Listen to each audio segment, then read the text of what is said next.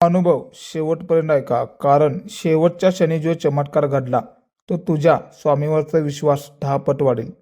लहानपणापासून आयुष्याने प्रचंड परीक्षा घेतल्या. घरची परिस्थिती फारच कठीण. वडील नव्हते. आईने कष्ट करून मजुरी करून आयुष्य चालवलं.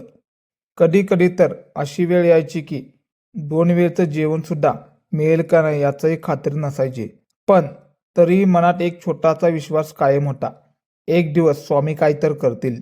शिक्षण संपूर्ण पूर्ण झालं. आता घरासाठी काय तर करावं म्हणून नोकरीची धडपड सुरू केली. खूप फिरलो, खूप अर्ज भरले. कधी आशा लागायची, कधी नकार मिळायचा. हळूहळू मन खचायला लागलं होतं. शेवटी एका छोट्या दुकानात कामाला लागलो. पण गरिबी दूर व्हायला तयारच नव्हती. ज्या स्वप्नासाठी जगत होतं ती स्वप्न जणू काय संपत चालली होती. अशातच एक दिवस स्वामी सेवेबद्दल कळालं. मनात थोडी शांतता आली. मी केंद्रात जाऊ लागलो.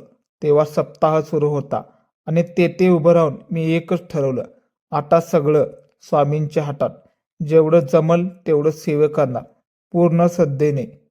संपूर्ण सप्ताहात सेवा केली, काम केली, प्रार्थना केली आणि रात्री जेव्हा सगळे झोपायचे तेव्हा मी प्रहरी सेवा करायचो.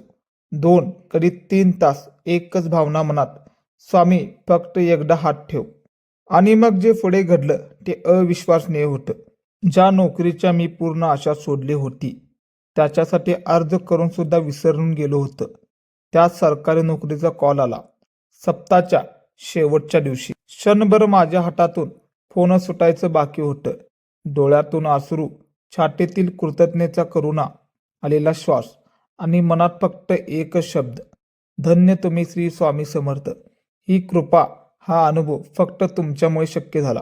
आज आयुष्य बदललं, घर बदललं आहे, परिस्थिती बदलली आहे, पण एक गोष्ट कायम आहे, स्वामीबद्दलचा अढळ विश्वास. अशक्य शक्य करतील स्वामी. स्वामी अनुभव हा कसा वाटला कृपया सबस्क्राईब करायला विसरू नका. लाईक करा, शेअर करा. श्री स्वामी समर्थ. तुमचाही अनुभव कमेंटमध्ये शेअर करायला विसरू नका.